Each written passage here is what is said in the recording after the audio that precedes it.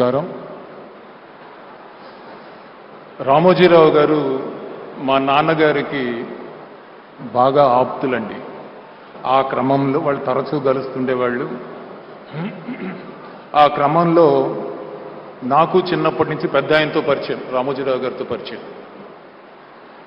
ఎందుకో ఒక 6 నెలల ముందు, ప్రాబబ్లీ ఐ థింక్ 6 నెలల నుంచి 9 నెలల ముందు నాకు ఒకసారి అనిపించింది రామోజీరావు గారిని కలవాలని, ఆయనతో ఒకసారి మాట్లాడాలా అని. అప్పుడు ఈటీవీ హెడ్ మా బాపినీడి చౌదరి గారితో కలిసి, సార్ రామోజీరావు గారితో ఒకసారి కలవాలని ఉంది సార్, కానీ 5 నిమిషాలు 10 నిమిషాలు కాదు, ఒక 3-4 గంటలు మాట్లాడాలని మనస్ఫూర్తిగా తృప్తిగా ఒక 3-4 అవర్స్ మాట్లాడాలని అనుకుంటున్నాను సార్.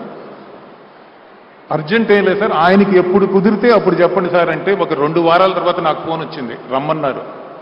నేను వెళ్ళేటప్పుడు మా పాపను కూడా వెంటబెట్టి తీసుకొని వెళ్ళాను. I took my daughter along. తీసుకొని వెళ్ళి పెద్ద ఆయన దగ్గరికి, రామోజీరావు గారి దగ్గరికి తీసుకొని వెళ్ళి పరిచయం చేశాను.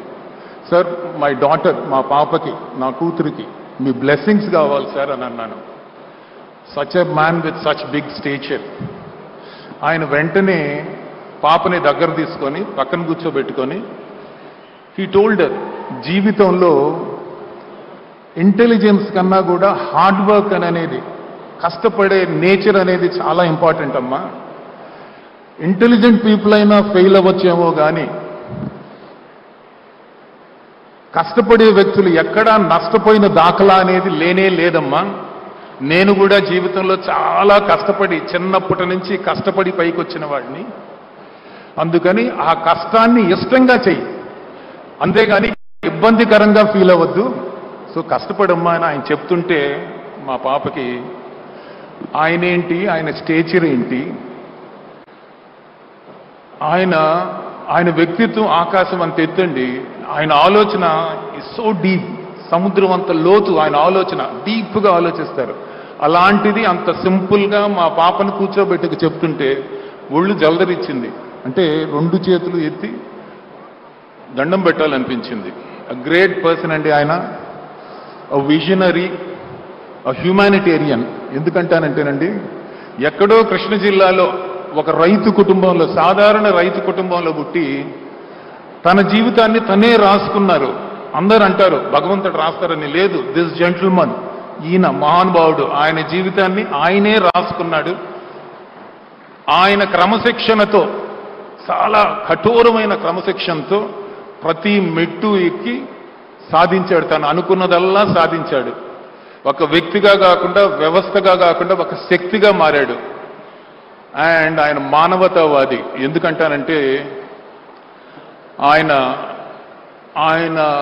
కింద, ఆయన ఆర్గనైజేషన్లో, ఆయన నీడలో, ఆయన అండతో మోర్ దెన్ ప్రత్యక్షంగా కానీ పరోక్షంగా కానీ 40,000 కుటుంబాలు బతుకుతున్నాయండి.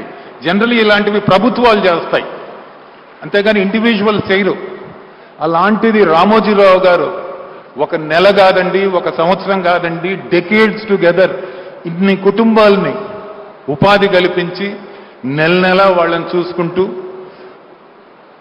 వాళ్ళకి జీతాలు ఇచ్చి వాళ్ళ బాగోగులు చూసుకున్నారు.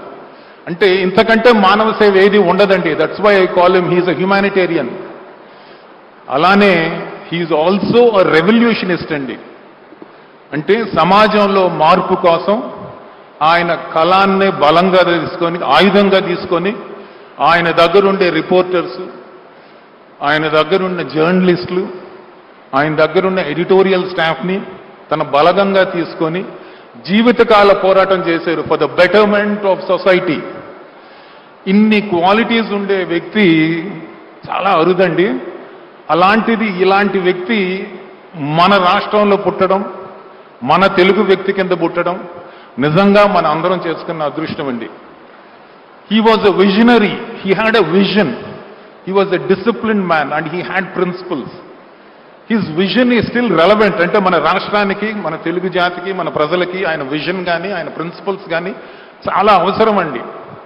And I believe that they are relevant and I'm sure his legacy, Ramoji Rao గారి లెగసీ, ఆయన family members, the next generation, whether it is Kiran గారు, వెదర్ ఇట్ ఈస్ శైలజ గారు, ఆర్ విజయేశ్వరి గారు, ఆ తర్వాత వాళ్ళ next generation, all the kids, I'm sure they are all going to take it forward the way he always wanted it. And I pray to God that he is going to live for a long time, even after his death. We'll all be remembering him for a very long time. God bless Andi. Thank you very much. Thank you.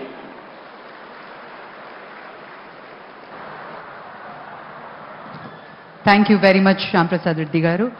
Duty, devotion and discipline manishiki enta mukhyamo manaki anuvanuvuna ఆయన inspire చేస్తూనే వచ్చారు రామోజీరావు గారు. అలాగే ఉషా